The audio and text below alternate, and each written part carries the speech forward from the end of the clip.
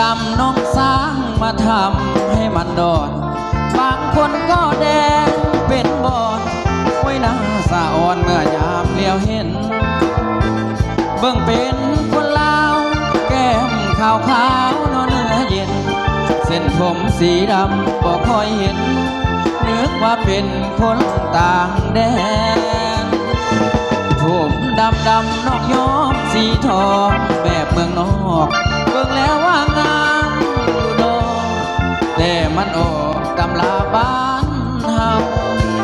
ยามน้องเว้าจาก็เป็นภาษาแบบลาวน้องเอ๋ยอย่าหลงมัวเมาเหมือนเจ้าสาวอายหนุ่มผมทองฮีดของลาวเก้าผมเบียงแพ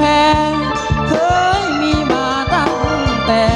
น้องอย่าไปยุ่งสังคมบ้านเขาเรื่องฮีด12ของ14ประเพณีเฮาล้วนแต่ของกินกับเขายังมีลาบเท่าบนปลาดุกน้าผมดำไอ้ว่ามันงามเป็นหนึ่งเบิ่งแล้วงามซาบซึ้งใจลำพึงเสน่ห์มาแหงเขาเป็นคนลาวน้องแก้วตาอย่าหลงสีแสงน้องอย่าไปหลงผมแดงน้องลาคำแพงจนลืมผมดำเอาเกี่ยวกันเด้อพี่น้องเกี่ยวกันเด้อเนาะเกี่ยวเอาโศกเอาไส้ว่าสั้นเนาะปีใหม่ปีนี้ขอให้โศกให้มานให้ร่ำให้รวยเปิดผู้สุขคนเนาะ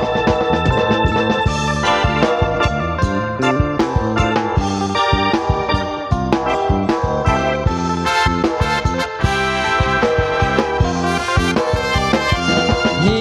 ของลาวเก้าผมเบียงแพ้เคยมีมาตั้งแต่น้องอย่าไปยุ่งสังคมบ้านเขาเรื่องฮีด12ของ14ประเพณีเฮาล้วนแต่ของกินกับเขายังมีลาบเท่าบนปลาดุกน้าผมดำไอ้ว่ามันงามเป็นหนึ่ง